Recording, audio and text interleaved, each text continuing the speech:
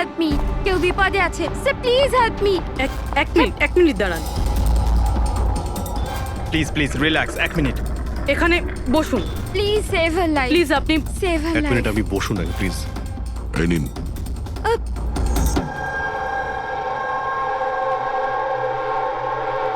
হ্যাঁ বলুন। Sir sir, আমি মেন্টাল হেলথ ফাউন্ডেশনের সুইসাইড হেল্পলাইনের ভলান্টিয়ার।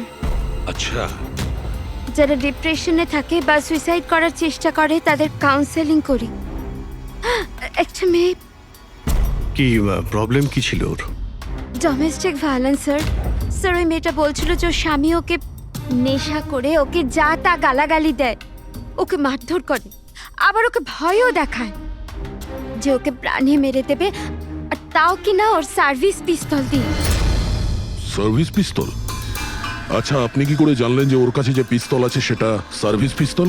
স্যার এই ওয়ার্ড ওই মেয়েটা ইউজ করেছিল, সার্ভিস পিস্তল। স্যার কোনো আর্মির বা পুলিশের লোক হবে। তা আপনি ওনাকে বললেন না যে পুলিশে কমপ্লেন করতে গিয়ে? বলেছিলাম আমি ওকে, হাসতে থাকলো, বললো পুলিশ ওকে কোনোভাবেই হেল্প করতে পারে না। আজ ও সুইসাইড করতে চলেছে, ওর পেটে 7 মাসের বাচ্চাও আছে।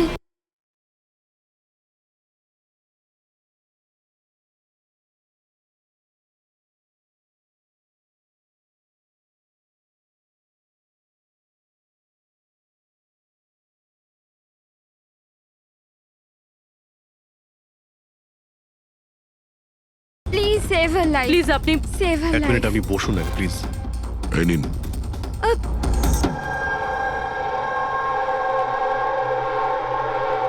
হ্যাঁ বলুন। স্যার স্যার, আমি মেন্টাল হেলথ ফাউন্ডেশনের সুইসাইড হেল্পলাইনের ভলান্টিয়ার। আচ্ছা, যারা ডিপ্রেশনে থাকে বা সুইসাইড করার চেষ্টা করে তাদের কাউন্সেলিং করি। একটা মেয়ে কি প্রবলেম কি ছিল ওর? Domestic violence sir. স্যার ওই মেয়েটা বলছিল যে ওর স্বামী ওকে নেশা করে ওকে যা তা গালাগালি দেয়, ওকে মারধর করে, আবার ওকে ভয়ও দেখায় যে ওকে প্রাণে মেরে দেবে, আর তাও কিনা ওর সার্ভিস পিস্তল দিয়ে। সার্ভিস পিস্তল? আচ্ছা, আপনি কি করে জানলেন যে ওর কাছে যে পিস্তল আছে সেটা সার্ভিস পিস্তল? স্যার এই ওয়ার্ড ওই মেয়েটা ইউজ করেছিল, সার্ভিস পিস্তল। স্যার কোনো আর্মির বা পুলিশের লোক হবে। তা আপনি ওনাকে বললেন না যে পুলিশে কমপ্লেন করতে গিয়ে? বলেছিলাম আমি ওকে, হাসতে থাকলো, বললো পুলিশ ওকে কোনোভাবেই হেল্প করতে পারে না। আজ ও সুইসাইড করতে চলেছে, ওর পেটে 7 মাসের বাচ্চাও আছে। মাই গড। একটু আগেই ও কল করেছিল আমাকে। হ্যালো হ্যালো দিদি, দিদি আমি বলছি। হ্যাঁ, কেমন আছো তুমি? দিদি আমি অনেক কষ্ট সহ্য করেছি, এবার আমি ডিসিশন নিয়ে নিয়েছি, এবার আমি আর ডিসিশন চেঞ্জ করব না। আমার কথা শোনো, তুমি এরকম কিচ্ছু করবে না, শুনছো তুমি? আজ আমার সাধের অনুষ্ঠান, আর তুমি তো জানোই সমস্ত রিলেটিভ কিছুক্ষণ বাদেই বাস ধরে সীতারা চলে যাবে, আর এই বাড়িতে আমি একদম একলা থেকে যাব ওই জানোয়ারটার সাথে। তুমি এসব কিচ্ছু করবে না, আমি তোমাকে আগেও বলেছিলাম না? প্লিজ তুমি পুলিশের কাছে যাও, পুলিশ উইল হেল্প ইউ। দিদি তুমি তো জানো আমি পুলিশের কাছে যেতে পারবো না। আরে তুমি তোমার বাচ্চাটার কথা ভাবো, আরে তোমার পেটে একটা বাচ্চা আছে। ওর কথাই ভাবছি দিদি, আজ যদি নিজের সিদ্ধান্ত বদলে ফেলি তাহলে 2 মাস পরে আমি নিজের সন্তানকে কোন সমাজে জন্ম দেব বলো? আমি ওকে এমন পিতা দিতে পারি না।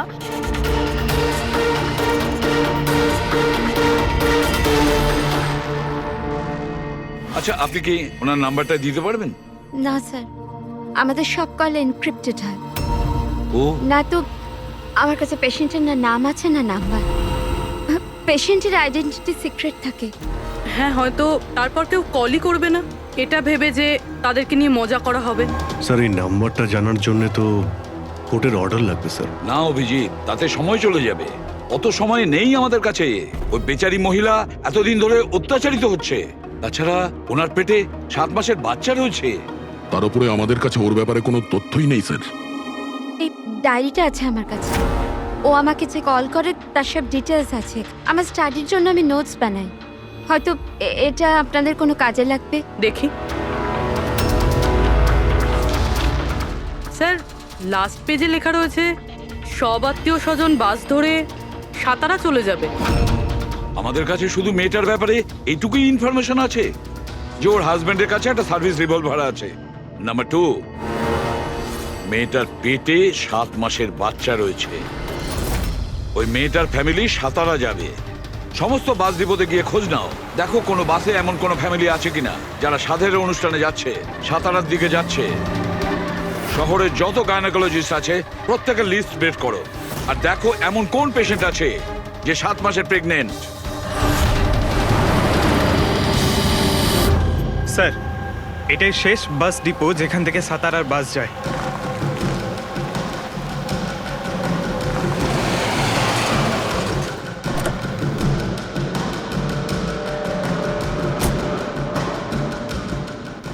দাদা শুনুন, এক মিনিট দাঁড়া। আজ দুপুরে এখানে এই ডিপো থেকে সাতারার বাস ছাড়ার কথা ছিল না? না, একটা বাস তো যাওয়ার কথা ছিল, কিন্তু 1 ঘন্টা আগে। আসলে ইঞ্জিনটা খারাপ হয়ে যাওয়াতে লেট হয়ে গেছে। সেই বাসটা কোথায় আছে? ওই যে ওই বাসটা। এইটা? এটা? হ্যাঁ হ্যাঁ। আচ্ছা, আপনারা সাতারা যাচ্ছেন তো? হ্যাঁ। হ্যাঁ, কেন? আপনারা কি এখানে সাধের অনুষ্ঠানে এসেছিলেন? হ্যাঁ, কিন্তু আপনারা কারা? দেখো, আমরা সিআইডি থেকে আসছি। এই 7 টাকার ছিল। আমার আত্মীয় নয়নার, কিন্তু কি হয়েছে? এই নয়না কোথায় থাকে? ওর ঘরের অ্যাড্রেসটা দাও তো। B200 Shantinibas Versova. Thank you, thank you. হ্যাঁ দয়া। এই ডিপোতে একটা ফ্যামিলি পাওয়া গেছে। হ্যাঁ, ওরই ফ্যামিলি। আর মেয়েটার নাম হলো নয়না। ঠিকানা হলো B200 শান্তিনিবাস বার্সোবা। আচ্ছা, তাই নাকি? ভাই, গাইনোকোলজিস্ট আমাদের এই অ্যাড্রেসে দিয়েছেন। তুমি ওখানে পৌঁছো, আমরা ওখানেই যাচ্ছি। ঠিক আছে, আমরা পৌঁছাচ্ছি। ওকে। বাস্তবা।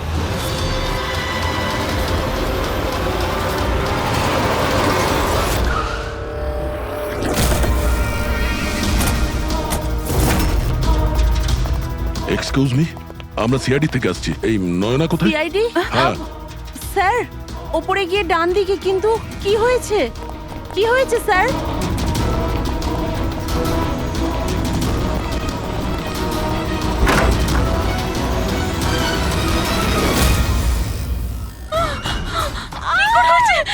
প্লিজ সামলান নিজেদের আপনারা। কি করছেন কি? শান্ত হন আপনারা। এটা কি হয়ে গেল?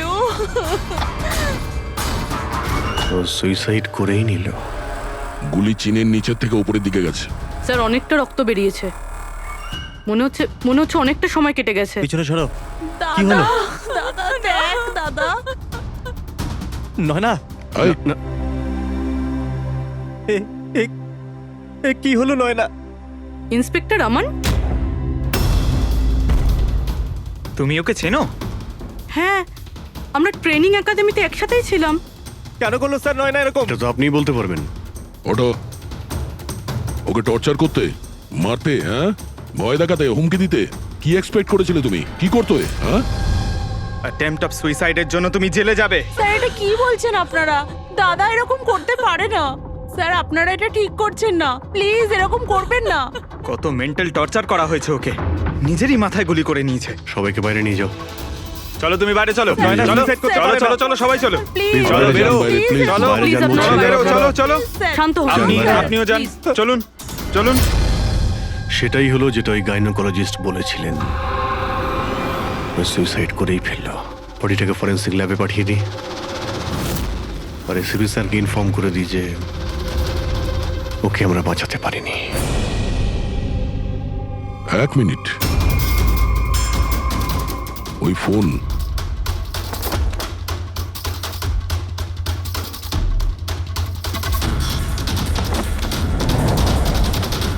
কিন্তু কোথায় যেতে পারে? আচ্ছা, ওনার ফোন কি কেউ দেখেছেন কোথাও? আপনি জানেন? কেউ দেখেছেন কি? হ্যাঁ, স্যার, আমি ফোন করছি ওর নাম্বারে।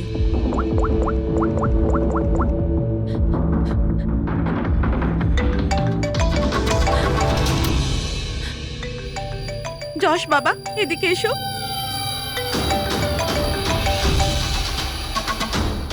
ফোন তোমার কাছে দাও।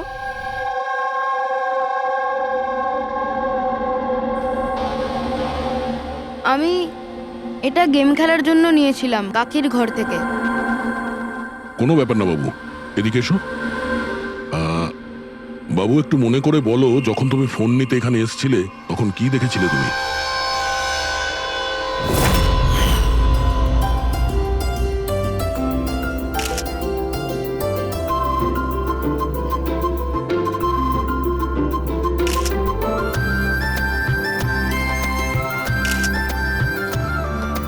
নয়না কত খুশি লাগছে তাই না?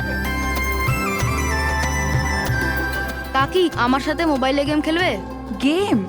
এখন এখন তো এত লোকজন আছেন আর আমার ফোনটাও আমার ঘরেই পড়ে আছে, তো এখন তো খেলতে পারবো না, কিন্তু পরে খেললে হবে। হ্যাঁ। এখন না, তুমি গিয়ে ফ্রেন্ডসদের সাথে খেলো, ওকে? ঠিক আছে। যাও। আরে দাদা, বৌদির সাথে গিয়ে ফটো তুল না। হ্যাঁ আমি যাচ্ছি।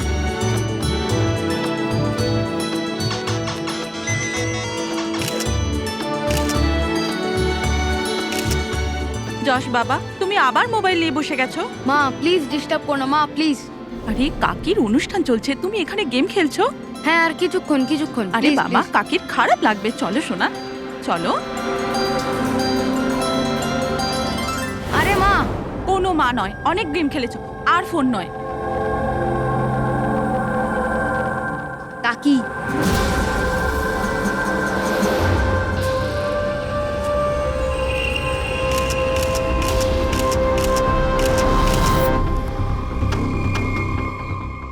কাকির ফোন কোথায় থাকতে পারে? হ্যাঁ,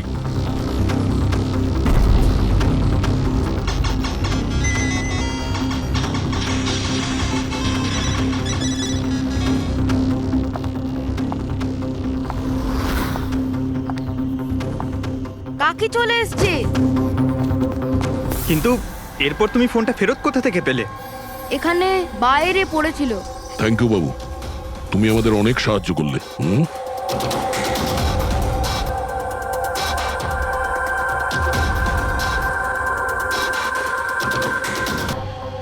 তুমি নিজে একজন পুলিশ অফিসার, তুমি তো জানো যে আমরা ইন্টারোগেশন কি করে করি।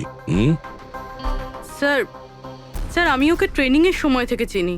He is one of the best officers. Sir sir আমার মনে হয় না ও এরকম করতে পারে। মানুষ পাল্টে যায় পুরবী, সব এভিডেন্স ওর বিরুদ্ধে, আর সেটা তুমি খুব ভালো করে জানো। স্যার আমার বিশ্বাসই হচ্ছে না যে আপনারা সবাই এটা ভাবছেন যে আমি নয়নার ওপরে হাত তুলেছি। খুব ভালোবাসতাম স্যার আমি ওকে, ওর সন্তানের বাবা হতে চলেছিলাম স্যার আমি, আর আমি ওকে কি করে? হ্যাঁ তুমি ওকে টর্চার করেছো, আর সেই জন্য বেচারি ডিপ্রেশনে চলে গেছিল। ভুল বুঝছেন স্যার আপনি, ও ডিপ্রেশনে ছিলই না, সবসময় ও হাসি খুশি থাকতো, সবসময় আনন্দে থাকতো। মানে ও সুইসাইড কি করে করতে পারে স্যার? আরে তাহলে সে মেন্টাল হেলথ ফাউন্ডেশনে বারবার ফোন কেন করতো? বিগত কয়েক মাসের মধ্যেই 10টা কল। আমার এই বিষয়ে কোনো আইডিয়া নেই। কল করে উনি হয়তো ডিলিট করে দিতেন, সেই জন্য হয়তো আপনার কোনো আইডিয়া নেই। স্যার, দাদা এরকম করতে পারে না, ও তো নয়নাকে খুব ভালোবাসতো, আর নয়না তো খুশিই ছিল। যদি তোমার স্ত্রী খুশিই ছিল, তাহলে ও হেল্পলাইন নাম্বারে ফোন করে কেন বলেছে যে তুমি ওকে টর্চার করো, ওকে ওকে মারো, ওকে ধাক্কা দাও? কেন আমান, উত্তর দাও। পুরবী, ওর কাছে কোনো উত্তর থাকলে তো দেবে। ওর টর্চারের কারণে বেচারি ডিপ্রেশনে চলে গিয়েছিল, আর তারপরে ও সুইসাইড করে। ডিপ্রেশনে প্রায়শই কোনো লোক নিজের দুঃখের কথা শেয়ার করে না, হতে পারে এর জন্যই নয়না যে কতটা প্রবলেমে ছিল কেউ কিছু জানতেই পারেনি। পুরবি, অ্যাটলিস্ট তুমি তো আমাকে বিশ্বাস করো, you know me well. Nayna কখনো সুইসাইড করতে পারে না, কখনো সুইসাইড করবে না। ব্যাস, নিয়ে যাও একে। চলো। আপনি আমার কথাটা তো শুনুন, নয়না কখনো সুইসাইড করতে পারে না। চলো স্যার আমার কথাটা চলো, শুনুন স্যার, চলো। নয়না সুইসাইড করেনি স্যার, আমার কথাটা শুনুন স্যার একবার।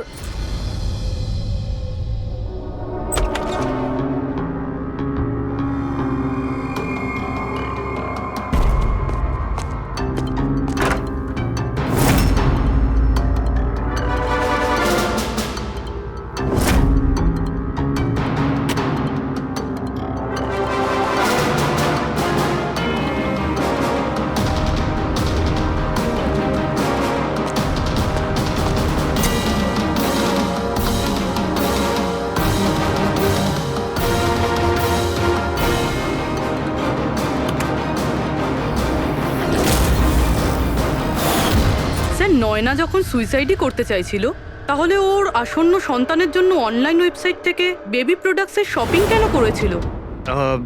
যাতে কারোর সন্দেহ না হয়। হতে পারে, কিন্তু স্যার আমার মনে হয় এটা একটু আশ্চর্য ব্যাপার স্যার। পুরো ব্যাপারটাই আশ্চর্য। তো আপনার মনে হচ্ছে যে আমার আর ভূমি এরা সত্যি বলছে?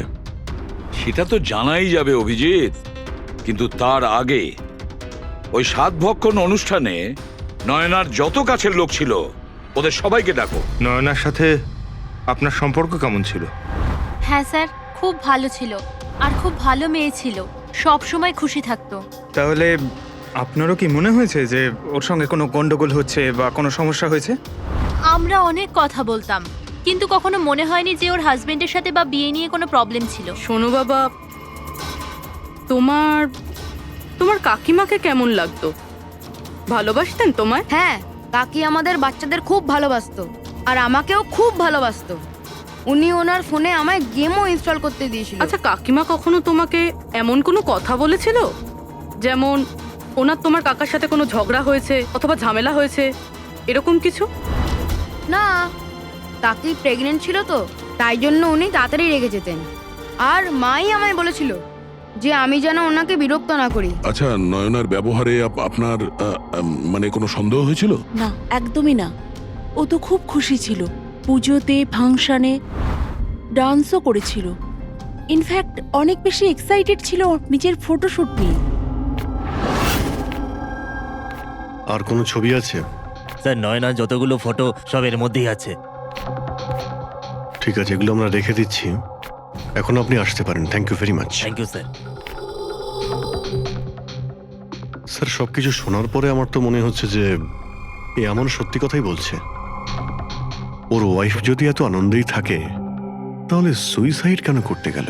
সেটাই তো, সুইসাইড কেন করবে? গোলমাল আছে অভিজিৎ, কিছু না কিছু গোলমাল আছে। রাধার যে কটা ইনফরমেশন দেওয়ার ছিল সব দিয়ে দিয়েছে, তবু বুঝতে পারছি।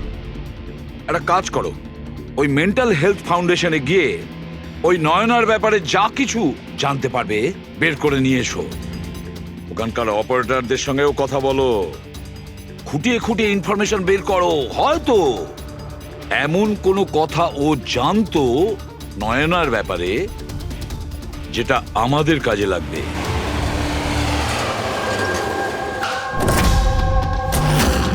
আমরা সিআইডি থেকে আসছি, আপনাকে কিছু জিজ্ঞাসাবাদ করব। এই নাম্বারটা থেকে আপনার ফাউন্ডেশনে একজন লেডি ফোন করতেন, উনি সুইসাইড করেছেন। এর পুরো ইনফরমেশন চাই আমাদের। কবে কল করেছিল, কতবার করেছিল, কখন করেছিল, পুরো ডিটেল। আমি এক্ষুনি চেক করছি।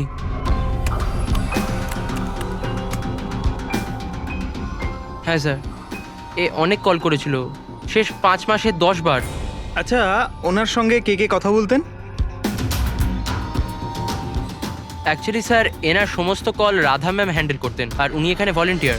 যখন এনার ফার্স্ট কল এসেছিল তখনও রাধা ম্যামেরই এখানে শিফট ছিল, আর তারপর উনি যখনই এখানে ফোন করেন বলেন রাধা ম্যামের সাথে কথা আছে।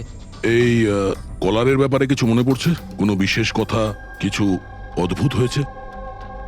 এই কলারের ব্যাপারে sir,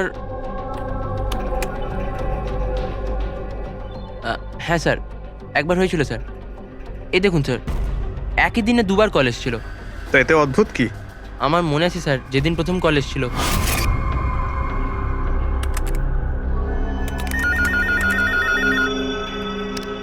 hello, how may I help you? Hello, আমি রাধা ম্যাডামের সাথে কথা বলতে চাই। হ্যাঁ, শিওর। হ্যালো রাধা ম্যাম, আপনার জন্য কল। কিছুক্ষণ বাদে ওই নাম্বারটা থেকে আবার কল এসেছিল। Hello, how may I help you? Hello, আমি নয়না বলছি। আর কিছুক্ষণ আগে আমার নাম্বার থেকে আপনার কাছে কল এসেছিল আর 7 মিনিট কথাও হয়েছে। আপনি প্লিজ আমাকে বলবেন আপনি কোথা থেকে বলছেন? ম্যাম, এটা মেন্টাল হেলথ ফাউন্ডেশনের হেল্পলাইন নাম্বার। আমরা সেই সমস্ত মানুষের হেল্প করি যারা ডিপ্রেশনে পড়ে সুইসাইড করার চেষ্টা করে। What? Suicide helpline? Yes ma'am. অন্য কলাররা স্যার নিজের নাম কখনোই বলে না, কিন্তু ইনি প্রথমে নিজে থেকেই বলে দিলেন। স্যার, নয়না নিজের নাম কখনো রাধাকে বলেনি, তাহলে ও হঠাৎ করে বলতে যাবে কেন? আমরা এই নম্বরের কল হিস্ট্রিটা চাই। 1 মাস আগে নয়নার ফোন থেকে কেউ একজন হেল্পলাইনে ফোন করেছিল, আর এই হলো তার রেকর্ড।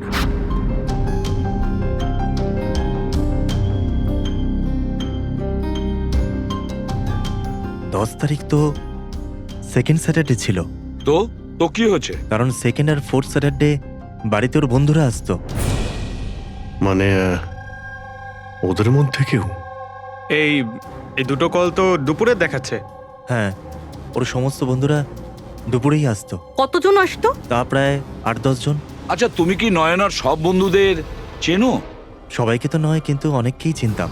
আমার বোন ভূমিও আসতো। ভূমি, একটা কথা বল, গত মাসে যখন তুমি ওর বাড়িতে গিয়েছিলে দেখা করতে, তখন এমন কিছু হয়েছিল? মানে আমি বলতে চাইছি, অদ্ভুত কোনো ঘটনা বা সেরকম কিছু নিজেদের মধ্যে, বা কোনো খেলার সময় কিছু মনে আছে? না স্যার, এরকম তো কিছুই হয়নি। আমরা প্রতিবারের মতো যেমন খেলতাম সেরকমই খেলছিলাম। আর নয়না, ওকে দেখে কিছু কিছু ডাউট হয়েছিল? স্যার, নয়না তো খুশিই ছিল, ইনফ্যাক্ট মজা করছিল। হ্যাঁ, কিন্তু কিছুক্ষণ পর জানি না একদম সিরিয়াস হয়ে গেছিল, চিন্তিত লাগছিল। জানি না ওর কি হয়েছিল। 5151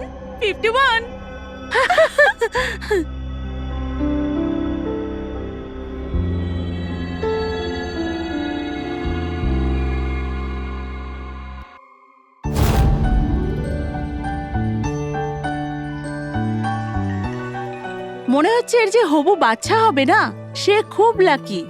হ্যাঁ রে, নয়তো আগে কখনো নয়না জিততো না। ওহো, মনে হচ্ছে কেউ জেলাস হচ্ছে। আরে নয়না, দাদাকে একটা ফোন করো না, রাতের অর্ডারের জন্য একবার মনে করিয়ে দাও না। ফোন কোথায় আমার? আরে একটা কাজ করো, নাও আমার ফোন থেকে কথা বলো। হ্যালো, বিকেলে না প্লিজ খাবার অর্ডার করে দিও। না না, শুধু এটাই মনে করানোর ছিল। এই নাও, কিন্তু আমার ফোন কোথায়? আর আমি বুঝতে পারছি না, এখানেই রেখেছিলাম। নয়না, ওই যে তোমার ফোন ওখানে টেবিলের উপর। ওখানে কে রাখলো? আমি তো ওখানে ফোন রেখেছিস হয়তো। না यार, আমার মনে আছে আমি রাখিনি।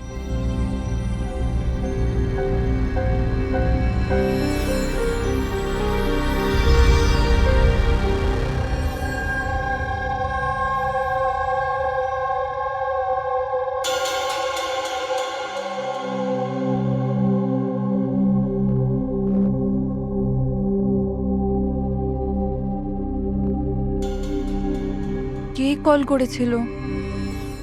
কি হলো? হ্যাঁ, তুই ঠিক আছিস তো? হ্যাঁ, কেন? জানবি, তোর কোনো টেনশন নেই তো? না, কোনো প্রবলেম নেই। কেন? তোদের যদি কোনো প্রবলেম থাকে তো প্লিজ আমায় বলিস। কেমন প্রবলেম? কি বলছিস তুই? তোর কি হয়েছে হঠাৎ করে? আরে কিছু হয়নি, প্রেগন্যান্সির মধ্যে এরকম মুড সুইংস হয়ে থাকে, এটা একটা ন্যাচারাল ব্যাপার। চলো আমরা সবাই খেলাটা কন্টিনিউ করি। স্যার, নয়না ভূমির ফোন থেকে আমানের সাথে কথা বলছিল দুপুর 1:03 থেকে 1:04 পর্যন্ত। 1:04 পর্যন্ত? আরে সুইসাইড হেল্পলাইনে যে প্রথম ফোন করা হয়েছিল 7 মিনিটের জন্যে, সেটা 12:57 থেকে 1:04 অবধি চলেছিল। আর সেকেন্ডটা 1:20 থেকে 1:21 পর্যন্ত। তার মানে অভিজিৎ, ওই 7 মিনিটের কলটা নয়না নিজে করেনি। কারণ ওই সময় নয়না অমনের সাথে কথা বলছিল ভূমির ফোন থেকে। এক্স্যাক্টলি। তার মানে ওই ফোনটা নয়নার কোনো বন্ধুই হয়তো করেছিল। আপনি কাউকে দেখেছিলেন ওর ফোন তুলতে বা ওর ফোন ব্যবহার করতে? না, আমি তো কাউকে দেখিনি। তার মানে ওই কলটা অন্য কেউ করেছিল। আর স্যার, নয়না যখন ওর ফোনটা খুঁজে পায় আর ওখানে লাস্ট ডায়াল আননোন নাম্বারটা চেক করে, আর তারপর যখন ওই নাম্বারে ফোন করে তখনও জানতে পারে যে ওটা কোনো সুইসাইড হেল্পলাইনের নাম্বার।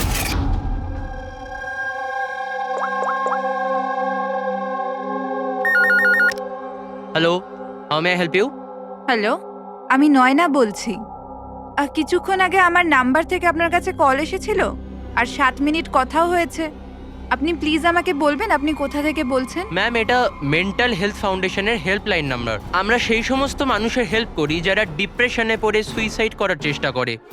হোয়াট? Suicide helpline? এটা জানতে পেরে ও চিন্তায় পড়ে যায় আর ভাবতে আরম্ভ করে সুইসাইড কে করতে চায়। স্যার এই ফোন কলটা নয়না যদি না করে তাহলে এটাও তো হতে পারে যে আগে যে সমস্ত কলগুলো করা হয়েছে সেটা নয়না করেনি, অন্য কেউ করেছে। ভূমি, তুমি ওই গেম খেলার সময় ডায়েরি রাখো তো, মানে স্কোর নোট করো তো প্রত্যেকটা খেলার? ব্যাস ওই ডায়েরিটা আমার চাই। Okay sir. আর এই যে প্রত্যেক সেশনে 4টে নাম রয়েছে যারা সব সময় থাকে, ভূমি, পারুল, জাহ্নবী আর শীতল।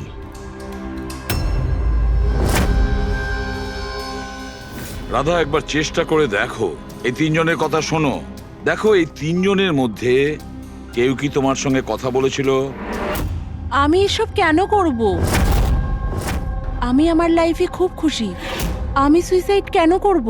যদি আমি ফোন করতাম তো নিজের ফোন থেকে করতাম, নয়নার ফোন থেকে কেন?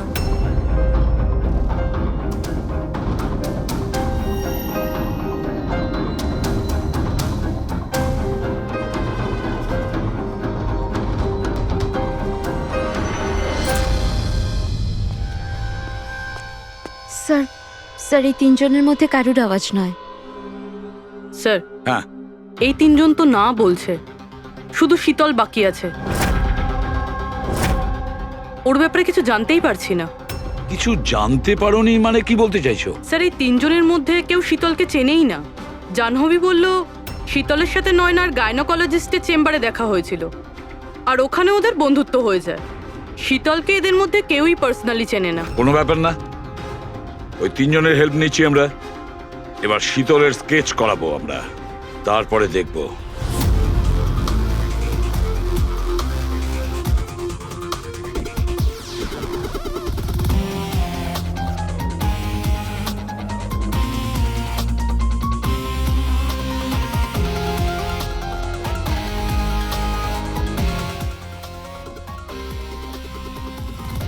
ডক্টর মিনা, এই স্কেচটা একটু মন দিয়ে দেখুন।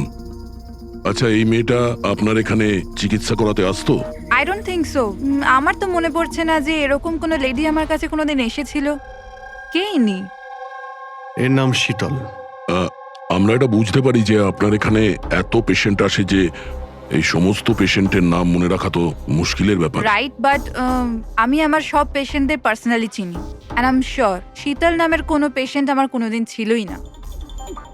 আচ্ছা, এই যে আপনার ক্লিনিকে সিসিটিভি ক্যামেরা লাগানো রয়েছে, এর ফুটেজ আমরা পেতে পারি? I don't think so, because ওটার স্টোরেজ ফুল হয়ে গেছিল, তাই আমাদের ডিলিট করতে হয়েছিল। ওকে, এনিওয়ে, থ্যাংক ইউ।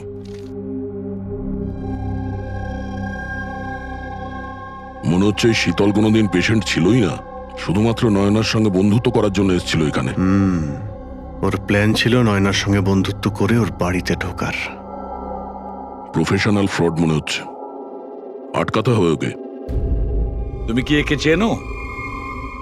এটা তো শীতল, নয়নার বন্ধু। এ তো প্রায় বাড়িতে আসতো।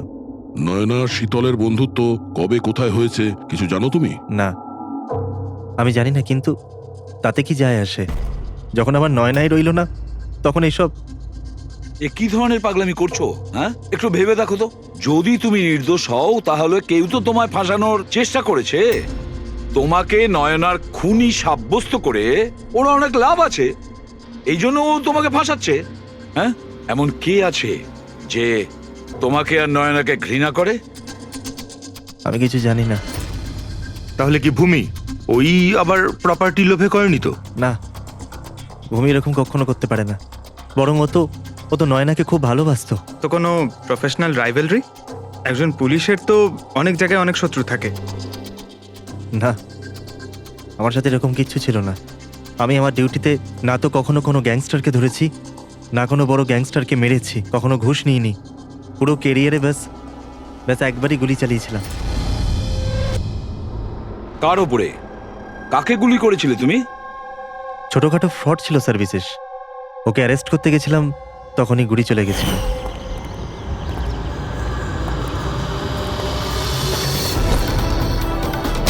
এ বিশেষ খবরদার ইন্সপেক্টর। হয়তো এই লোকটারই কোনো ভাই বা আত্মীয় প্রতিশোধ নেওয়ার জন্য এসব করেছে। না, যখন আমরা ওকে অ্যারেস্ট করতে গেছিলাম তো ওর কোথাও কোনো পরিবার ছিল না, হয়তো অনাথ ছিল।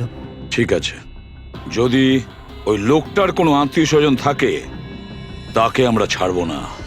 স্যার আমান ঠিক বলছিল, ওই লোকটার নিজের বলতে কেউ নেই, ফ্যামিলি, স্ত্রী, বাচ্চা কেউ না। তাহলে এর প্রতিশোধ কে নিচ্ছে? বাড়ির লোক নয়, কোনো বন্ধু হতে পারে। বন্ধুরা হয়তো প্রতিশোধ নিয়েছে। বন্ধুত্বের জন্য কে আজকাল নিজের প্রাণের ঝুঁকি নেয় স্যার? এসব তো শুধু গল্পের বইতেই দেখা যায়। নন্টে ফন্টে, হাবলু ঘাবলু, এখন এসব কোথায় স্যার? এটা কি? স্যার একটা স্টোরের চুরির ঘটনায় বিশেষের সাথে আরও একটা নাম আছে, রেখা। রেখা? দুজনে মিলে অনেক চুরি করেছে। এদের ফটো দেয়নি কেন? স্যার এরা তো ছদ্মবেশে চুরি করতো, হয়তো এই জন্যে। আর যখন বিশেষ মারা যায় তখন হয়তো এই জুটিটা ভেঙে যায় আর এই রেখা একা হয়ে যায়। রেখা? আমি জানি এই রেখা কে। স্যার আমাদের ইনফর্মার এই বাড়িটার অ্যাড্রেসে দিয়েছিল।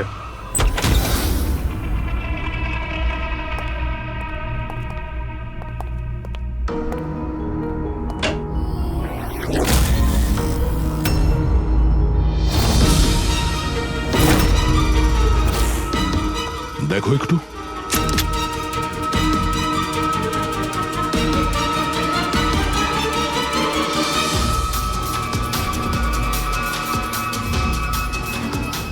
স্যার মারা গেছে। একটু উল্টা ওকে। শীতল? আমাদের সন্দেহ ঠিকই ছিল, শীতলই রেখা। কিন্তু স্যার আমরা তো ভাবছিলাম যে সব শীতল করছে। পঙ্কজ, অন্য কেউ আছে এর পেছনে।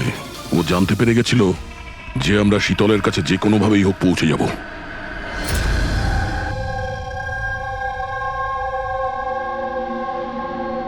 সারিকা, এর ঘাড়ের পেছনের দিকে এইখানে ক্ষত আছে। এইখানে ক্ষত মানে হচ্ছে যে খুনি ওর পেছনের দিকে দাঁড়িয়েছিল। দেখো, এইখানে ছুরির ক্ষতটা আছে, তবে খুনিকে পেছনের দিকে দাঁড়িয়ে থাকতে হবে, তবেই এই আঘাতটা করতে পারবে, রাইট? হ্যাঁ স্যার, আর আমার মনে হয় ও হয়তো খুনিকে চিনতো, কারণ এই ক্ষতটা ছাড়া সারা শরীরে আর কোনো আঘাতের চিহ্ন খুঁজেই পাইনি। রাইট রাইট, সেটাও হতে পারে। তবে একটা কথা ঠিক, ও খুনিকে চিনতো বা চিনতো না, তবে একটা কথা ঠিক যে খুনি ওর পেছনে খুব কাছেই দাঁড়িয়েছিল। দেখো, এত জোরের সঙ্গে এই ছুরিটাকে ব্যবহার করা হয়েছিল যে খুব কাছেই দাঁড়িয়ে থাকতে হবে, তবেই জোরে মারতে পারবে। আর একটা কথা, এই যে ক্ষতটা আছে সেটা বলছে যে কেউ নিজের বাঁ হাতটা ব্যবহার করেছিল, কারণ যদি ডান হাত দিয়ে ছুরিটা মারা হতো তাহলে ক্ষতটা এই অ্যাঙ্গেলে হতো না। এক্ষেত্রে বাঁ হাতটা ব্যবহার করা হয়েছে। হ্যাঁ স্যার, তার মানে খুনি ডেফিনেটলি লেফট হ্যান্ডেড, তাই তো? একদম, এই খুনি লেফটি।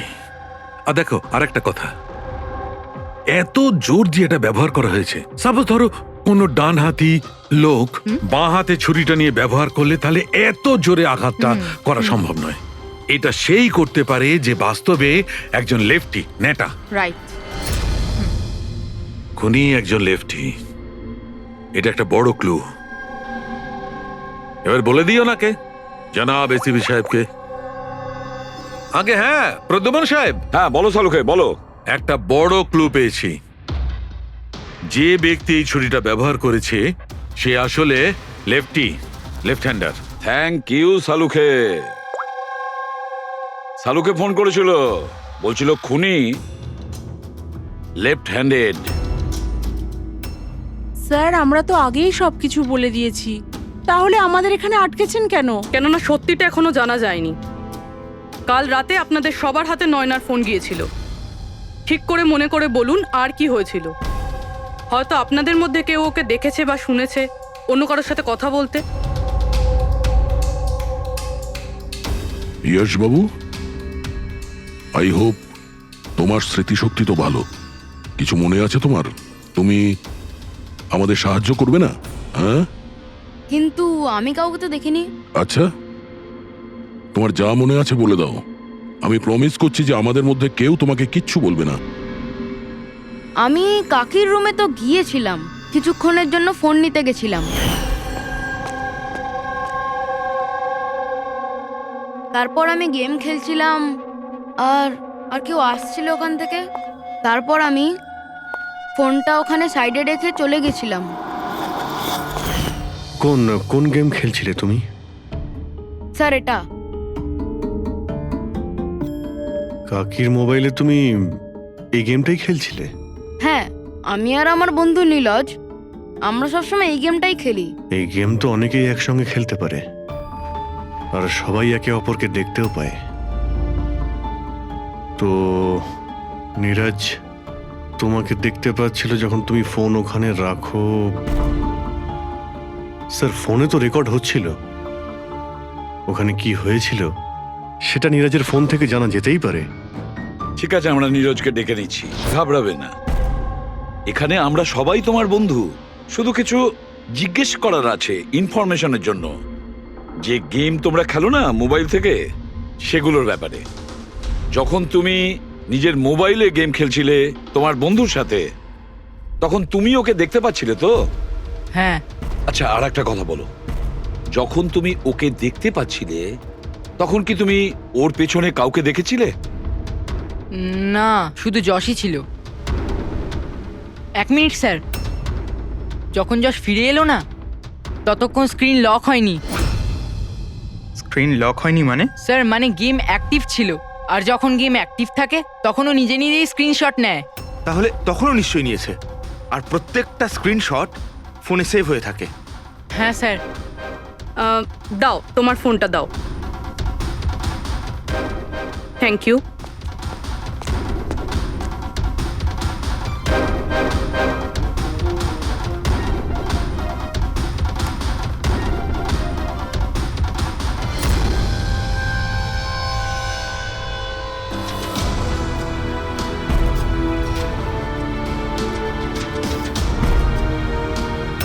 এটা কে? এটা এটা নয়না তো নয়। না, এটা নয়না নয়।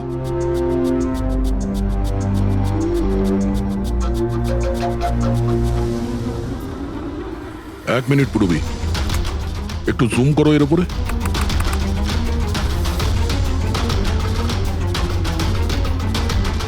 মেহেন্দি আর লেফট হ্যান্ডে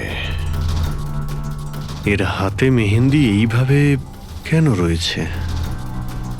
সেটা এই কারণে অভিজিৎ, কারণ এই হাতটা যে মহিলা, সে মহিলা ওখানে বাকি সবাইকে মেহেন্দি পড়াতে এসেছিল, আর ও লেফট হ্যান্ডেড। সবার আগেও শীতলকে দিয়ে হেল্পলাইনে ফোন করায়। রাধাকে একটু কলটা ট্রান্সফার করুন না প্লিজ। হ্যাঁ শিওর। আমি আর সহ্য করতে পারছি না দিদি। তারপর সে শীতলকে টাকা দেয় আর বলে, নয়না, তোমার রুমে তোমার জন্য তোমার কোনো আত্মীয় অপেক্ষা করছে। তার সুযোগ বুঝেই ও নয়নাকে খুন করে দেয়। কে হতে পারে এই মেহেন্দি পরা মহিলা? আমি জানি না উনি কে ছিলেন। ইনফ্যাক্ট কেউই জানে না উনি কে। নয়না বলেছিল যে শীতল ওনাকে ডেকেছিল, আর ওই নিয়ে এসেছিল নিজের সাথে। আর এটাও জানি না যে ওকে কেন আনা হয়েছিল। নিজের কাজও ঠিক করে করছিল না, ও বাজে মেহেন্দি লাগাচ্ছিল সবাইকেও। দেখ না জাহ্নবী, কিরকম মেহেন্দি লাগাচ্ছে ও, পুরোপুরি ঠিকঠাক লাগাচ্ছেও না। আপনি কি মেহেন্দি লাগাতে জানেন না নাকি? দেখে মনে হচ্ছে কেউ যেন লাগিয়ে আবার মুছে দিয়েছে। ও মেহেন্দি এত খারাপ করে লাগাচ্ছিল, তাহলে শীতল ওকে পাঠালো কেন? সবারই সন্দেহ হবে। কে হতে পারে? আমি জানি স্যার, ও আমাদের চোখের সামনেই ছিল।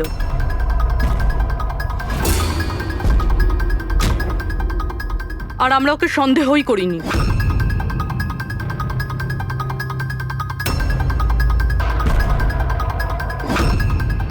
আপনি সামনে আসুন।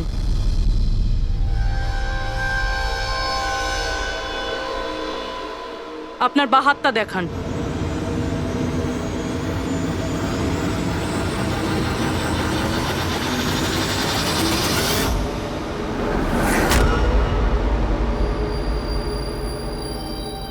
এই দেখুন স্যার। রাধা দেবী? স্যার আমি এনার ওই ডায়েরি অনেকক্ষণ ধরে দেখেছি। ওতেও কালি এভাবেই ছড়িয়েছিল যেভাবে ওনার মেহেন্দি রয়েছে। যারা লেফট হ্যান্ডেড হয় তারা যখন কোনো কাগজে লেখে তখন এইভাবেই লেখে, আর যা কিছু আগে লেখা ছিল তার ওপরেই ওর হাতটা ঘষে যায়, ফলে ওই কালি বা রং হাতে লেগে যায় যেভাবে রাধার হাতে লেগে আছে, তাই না? কেন মারলে তুমি নয়নাকে? কি ক্ষতি করেছিল তোমারও? হ্যাঁ, কারণ তুমি আমার বিশেষকে মেরেছিলে। তুমি আমার বিশেষের প্রাণ নিয়েছিলে। আমি বিশেষকে ভালোবাসতাম। ওর বাচ্চার মা হতে চলেছিলাম আমি। আর তুমি তুমি এনকাউন্টারে ওকে গুলি মেরে দিলে। মেরে দিলে আমার বিশেষকে। মেরে দিলে তুমি বিশেষকে। আর সেই জন্য তুমি ঠিক করো তুমি ওর থেকে প্রতিশোধ নেবে। হ্যাঁ, যখন আমি জানতে পারলাম যে বিশেষই দুনিয়াতে নেই আর, তখন এই কষ্টে আমার বাচ্চা তো আমার পেটের ভিতরে মারা গেল। স্যার, এরই জন্যে তুমি আমার বাচ্চার প্রাণ নিয়েছো। যখন আমি জানতে পারলাম নয়না মা হতে চলেছে, তখন আমার মাথায় রক্ত চেপে গেল। যে যে সুখ আমি নিচে পেলাম না, সেটা সেটা আমি নয়নাকে কি করে দিতে পারি? মেরে দিলাম আমি নয়নাকে, মেরে দিলাম ওকে। তো সেই জন্য তুমি মেন্টাল হেলথ ফাউন্ডেশনে অ্যাজ আ ভলেন্টিয়ার তুমি কাজ করতে শুরু করেছিলে। আর শীতল তোমাকে না, তুমি শীতলকে কাজ দিয়েছো নয়নার সঙ্গে বন্ধুত্ব করার জন্য। হ্যাঁ, শীতলকে আমিই পাঠিয়েছিলাম নয়নার ঘরে, যাতে ও নয়নার ঘর থেকে আমাকে ফোন করতে পারে আমার হেল্পলাইন নাম্বারে। ও আমার ব্যাপারে লোককে জিজ্ঞাসা করে। আর সাধের অনুষ্ঠানে ওই শীতলই আমাকে নয়নার ঘরে ডেকেছিল। আর আর আমি ওখানেই ছিলাম। আমার পক্ষে আর সম্ভব নয় দিদি, আমি যাচ্ছি। এখন তোমার শেষ কাজটা করো, নিচে গিয়ে নয়নাকে এখানে পাঠাও। এখনই পাঠাচ্ছি। আর হ্যাঁ, মোবাইলটা বাইরে রেখে যাও। তোমার রুমে তোমার জন্য তোমার কোনো আত্মীয় অপেক্ষা করছে। ইমন তো এবার বুঝতে পারবে একলা হওয়ার যন্ত্রণা কি। এ তো হওয়ারই ছিল। একটা মায়ের থেকে তার বাচ্চাকে কেড়ে নিয়ে ও মা হতে চলেছিল। এই জন্যই আমি নয়নাকে মেরে দিয়েছি। আর তারপর চালাকি করে আপনি নিজে সিআইডির কাছে এলেন, যাতে আমাদের আপনার উপর সন্দেহ না হয় আর আমরা অন্য কাউকে সন্দেহ করি। আর যখন তুমি দেখলে যে আমরা ওকে অ্যারেস্ট করছি না, তখন তুমি শীতলকেও মেরে ফেললে সাক্ষী নির্মূল করার জন্য। রাধা, এটা কিরকম প্রতিশোধ নিয়েছো তুমি? আইন তোমাকে কোনোদিন ক্ষমা করবে না। তোমার তো কঠোর শাস্তি হবে। সারা জীবন ধরে জেলের গড়াদের পিছনে তোমাকে কাটাতে হবে।